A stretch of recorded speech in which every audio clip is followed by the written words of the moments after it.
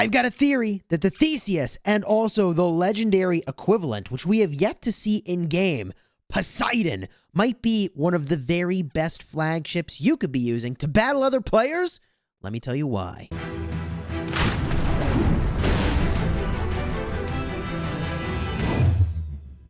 Hello my friends and welcome back. I'm Chisgule Gaming and this video has been sponsored by the makers of Infinite Galaxy. I want to talk about these two flagships and the context of all of the changes coming to the Infinite Galaxy metagame, which, okay, I know yesterday I made a video talking about the Cyclops and the Brontes, and I alluded to the fact that, hey, wait a minute, there may be something that could be really good right here. The Poseidon is not even available in-game, so we'll focus a little bit on the epic counterpart, the Theseus, which, by the way, is much more achievable for most players to work on as a project and obtain. But I do want to hypothesize for just a moment that if this flagship doesn't show up in an event like Wheel of Fortune, well, Syracuse Lucky Wheel, then perhaps it will show up as a Nebula versus Nebula award. I'm just guessing. I have no information on that. It's just a theory. Let's go back to the epic tier version of this ship and why I'm so hyped about it. This is a flagship that does have some conditional bonuses, but they're good for so much of what you're trying to do anyways if you're battling other players. Let me walk through this. I'm going to go back to the flagship's weapon itself at the end. I just want to first cover the skills. Regardless of what type of warship you bring, you're getting a cool 36% hit points. I'll take it. Easy. Up next, 28, or I guess 36%, shield and armor. Nice. So I've got a lot of tankiness here. I got hit points, I got shields, I got armor, and then when you're battling with other commanders, you get even more attack, 36%, and you get shields, 36%. These are conditions that are really easy to meet when you're battling other players, right? That it's 100% of the time when you're battling other players. I like that as a conditional ability. Finally, increase the armor when the total hit points of the deployed fleet is higher than 70%. So for the start of the fight, you are going to have 144% more armor. What do I like about this flagship? It's great for battling into other players. It is very tanky. And why does tanky matter?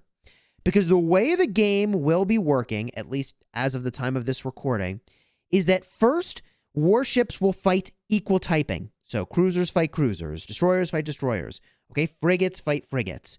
Which means that you could use a flagship like this and take something like a cruiser, take something like a destroyer, which doesn't really have a super tanky mechanism right now, and you can make them extremely tanky. Now, frigates already have this.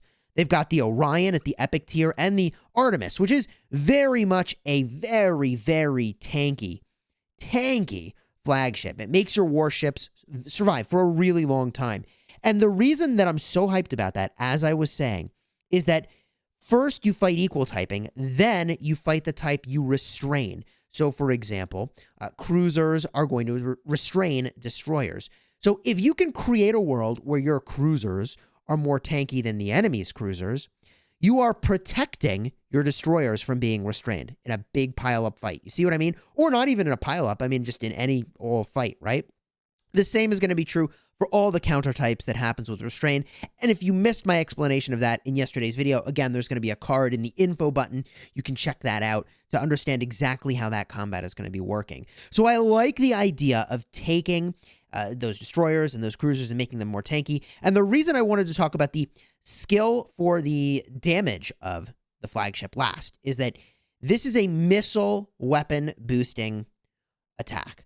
That is important because it's going to slightly restrict the most optimal warships you might use with the Poseidon or the Theseus. And if I just get a look over here at things that are doing missile damage, at the very highest tier, it is in fact going to be destroyers, exactly as I was describing, giving you a very, very tanky option for your destroyers.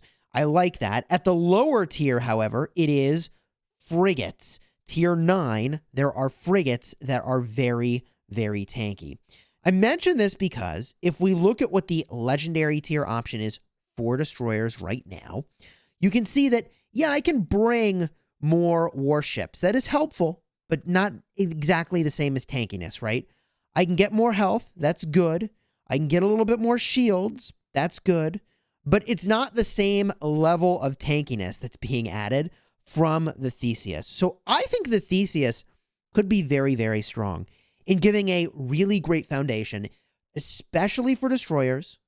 And you could throw some cruisers in them there as well, because look, cruisers are going to benefit from every one of these skills. They won't do as much damage because you're going to be missing out on the damage boost from the attack bonus of the flagship. But all in all, I think it could be very, very strong. And of course, gosh, you look at the legendary tier of Poseidon, and these stats are insane. 76% hit points. We're looking at almost at 75.6% armor and shields. It is 75.6% attack and shields. It's another 302.4% armor when you're above 70%. Wow. That is the only downside to this flagship, is that it doesn't have movement speed. And once you do get low, you're going to be missing out on entirely one of your skills. So this seems like the kind of flagship you would use for a fight and then bring it back home. Get it back to full and then bring it back out. Unlike other flagships that get stronger when they are under duress and they have less units remaining or hit points remaining, this is a flagship that starts strong, and I prefer flagships that start strong, that make a fight be one-sided in your favor from the get-go, if at all possible. So if I had the opportunity to be investing in the legendary tier Poseidon, I would be going for that. And I'll be honest, I probably need to leave behind either the Cyclops or the Brontes when we have the opportunity to reset our flagships coming up. I probably want one of those, maybe, to have behind for using cruisers. Maybe I'll just use the Hephaestus for that, though, honestly. To be determined, because there's not really a lot of great ways to rank up the Hephaestus right now. Like, getting it from VIP is just extremely, extremely slow as a process. That's going to take forever. I don't know what I'm going to do with my cruisers for now, or maybe I'll just go all in on destroyers. I don't know, but I'm thinking I might switch my epic investment right over here to the Theseus and just have this available potentially for battling other players. We'll see. We'll do a lot of testing as soon as that stuff becomes available. What I want to do in the rest of this video is just open up a bunch of stuff that I'm hanging on to. I like to hang on to this stuff until I'm in a video. That way I can show it to you. So let's rip open a couple crew here real quick. 10x crew rips. Hill Cox and Andy Perry seems fine. Ooh, 1 legendary. That was a Laura. Okay, I'll take it. I mean, it's 1, but it is legendary. We get a guaranteed epic or legendary, and it's Zhen Wen Zhao. Definitely looking forward to resetting her. I have to say, it's such a pain in the butt when I am switching between my logistics crew and my wartime crew. She's giving me extra capacity, but I have to manually add it and then remove it. And it's just kind of, I don't know. I would love if when you're going to have a flagship leave your spaceport that it just automatically reduce the number of warships you're bringing if, in fact, you no longer have the same leadership limit. But there's 1 epic for a crew member I'm probably going to be resetting. 5 crew experience is pretty slim. Alice Kim, someone I don't need. There's a tiny, ooh, whoa, that is not a tiny amount of crew experience. 700, freaking let's go. Oliver, all right, I'm going to leave a few of these crew rips behind. That way I can open some of those up later if I need to. We make my way over to my depot. I've got a couple things I need to open here. Like, how about 42 Cyclops treasures? Yeah, I'm going to get a lot of flagship blueprints here. For every, I guess it's 6 or so, I would expect 50 blueprints is about what that looks like. Woo! 475 Cyclops blueprints. 4 secret prototype devices. 4 also secret prototype devices, but purple instead of gold. And 400 Federation advanced credits. Let's rip open some of these prototype devices now. 7 of the epic prototype devices, the purples.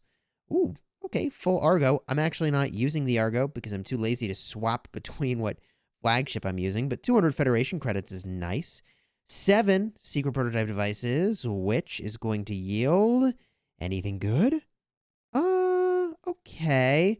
We got a little bit of the Athena. 6 flagship prototype devices. Okay. 200 Federation credits. I guess I'll take it. 196 of the green outfitting chests. Okay. Looks a little something like that. 29 of the blue ones. Get a little of that. And 53 blue outfitting crates. Landing only 5 epics. Kind of a bummer.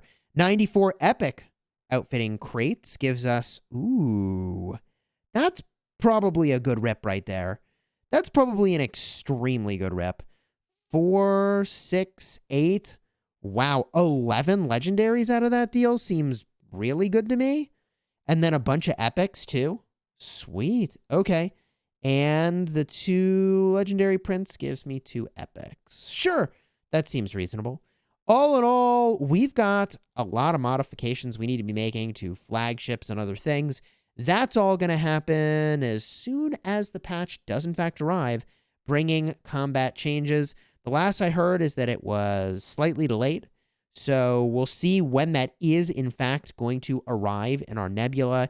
In the meantime, I mean, I think we just keep powering up and working on our crew, which is in a pretty good spot. I'm most happy with my logistics crew, to be perfectly honest. Speaking of which, I can do an upgrade, which is really awesome. My energy recovery. I'm glad I checked that. I wasn't planning on checking that. I'm also super hyped to be resetting some crew members whenever that event rolls around. That is going to be pretty freaking amazing. And for those of you watching this sometime in the future, there was a moment in time in the Infinite Galaxy history where they reworked how combat works, and they gave us the opportunity to reset some amount of our crew, flagships, and even the type of warships that we have, which is going to be pretty freaking awesome when that lands. I'd be curious for your thoughts about the Theseus and Poseidon down below in the comments. Is a tanky flagship strategy going to protect your other warships in a really nice way by making it so that you kind of have that even typing for longer? Is that going to work? Right? Is that going to work? Or is this just a theory that perhaps will fall apart? Let me know down below in the comments. Eager for your thoughts. Consider subscribing, throwing a like on the video if you haven't already, for more Infinite Galaxy good stuff designed to help you get value and smash your enemies. And until next time, you have fun smashing your nebula. And by the way, you really need to make a logistics crew if you haven't already. Card up in the top. Check that video out. It's actually a pretty good one.